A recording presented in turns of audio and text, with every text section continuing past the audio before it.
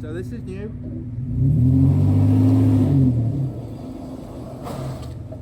It stops.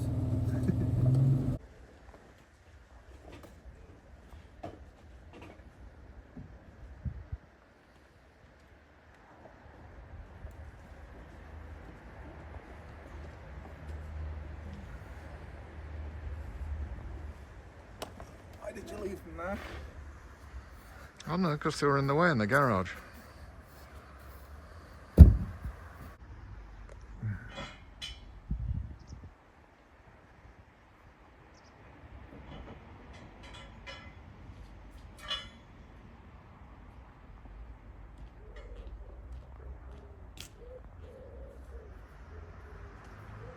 You've bought some small axle stands. Well, they look really small in the picture. Yeah, they did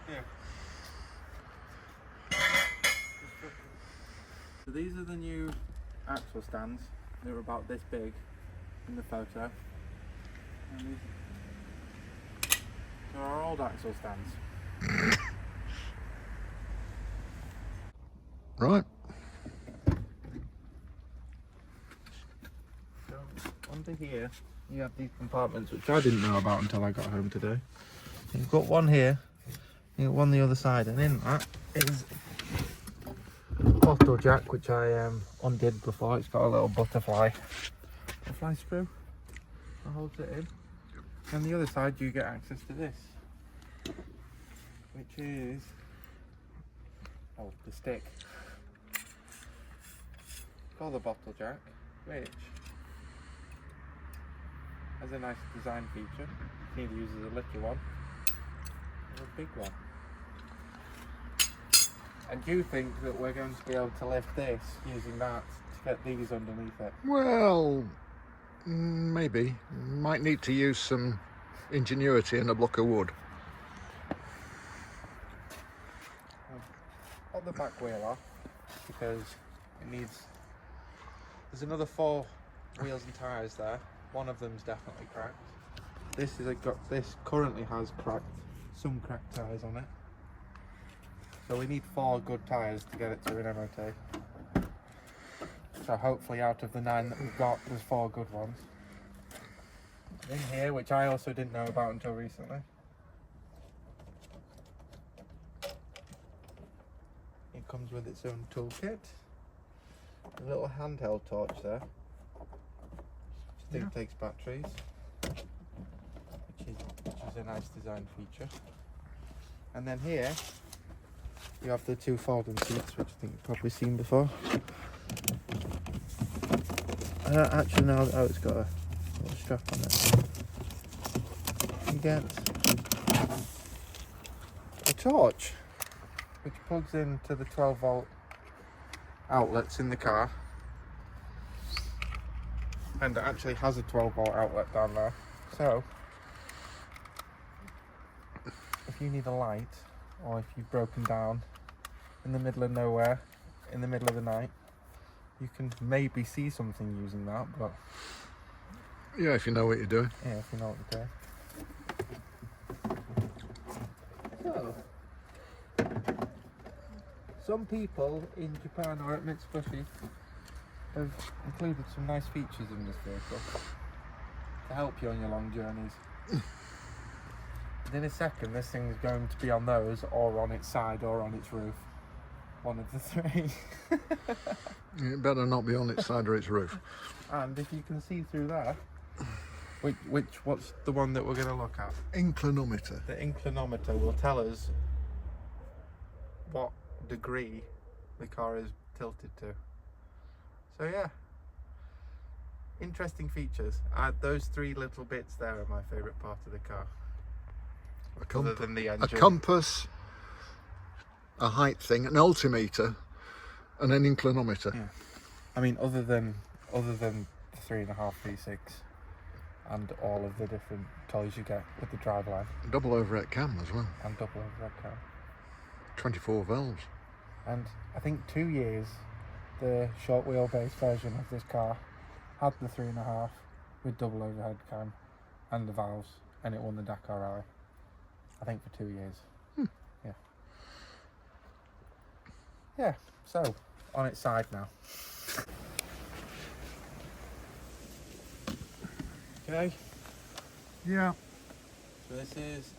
Oh, bloody hellfire. This technology just defeat. Right, carry on. So this is the end of, I think, week 2. Or maybe the end of week 3.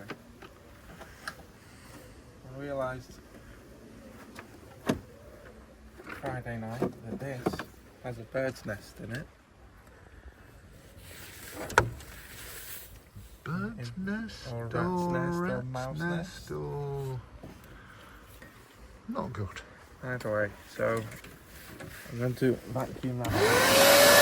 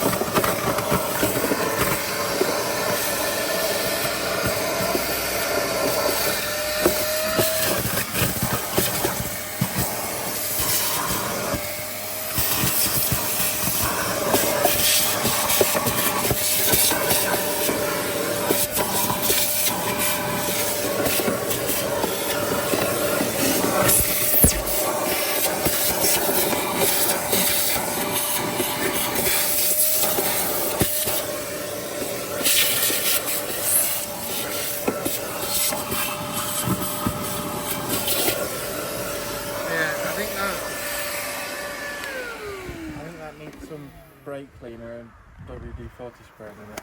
But another news, when this thing went onto the axle stands it ran, and now it doesn't run anymore. So I'll show you in a minute. But the rock sliders and plastic sills are off it because we knew when we were getting this thing out that the sills had gone on them.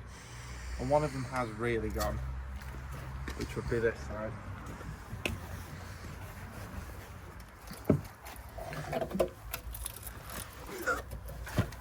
It's fairly spectacularly gone. It's all... Yeah, okay, don't pull any more. So, there are new Polish cells on the way at the moment. And... So the tracking says. Yeah. Last seen in Germany. And the reason it doesn't run anymore, but it did stop, as you could probably see earlier on, is because it's got new fuel lines now, which I will take this and I will show you. They're not plugged in yet. This is the return. That's brand new 6mm outside diameter copper line that goes up to there, which is where high pressure fuel line that leads to the fuel filter that will be here,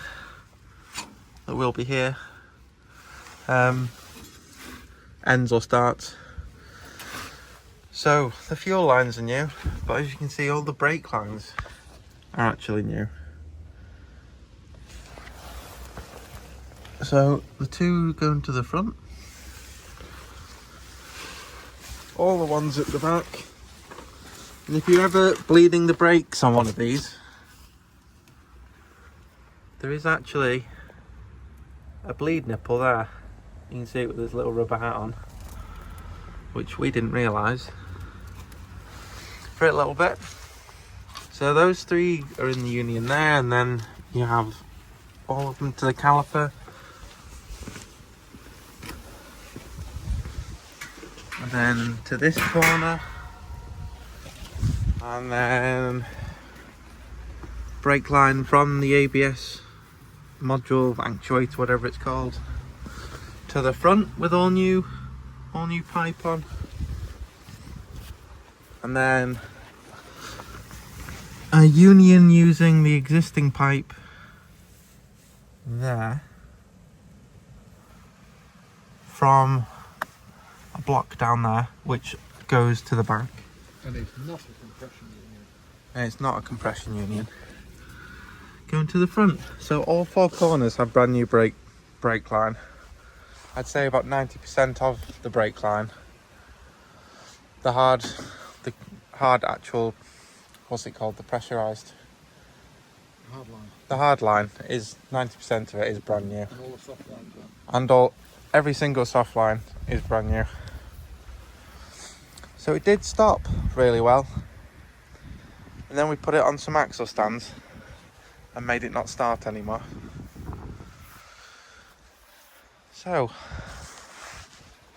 I think that'll be it for this week. This is going to go for MOT and welding at the same time, once all the fuel lines are back on. And the fuel filter's back on. Oh, it's got a new fuel pump. It does have a new fuel pump as well. Brand new fuel pump. Pure Chinesium. Yeah. Which had been sat in the car for 9 years and gone rusty. No. Well, not in the car, where it had been sat. No, we hadn't had it for 9 years. I had it about 3. Oh, we'd had it about 3 or 4. 3 years, but in that time it managed to go rusty. So the brand new fuel pump needed cleaning up before it went in. So I think that's it. Definitely it for this week. So yeah, thank you for watching, and I'll see you in the next one. Okay, what are you doing? Sweeping up the car.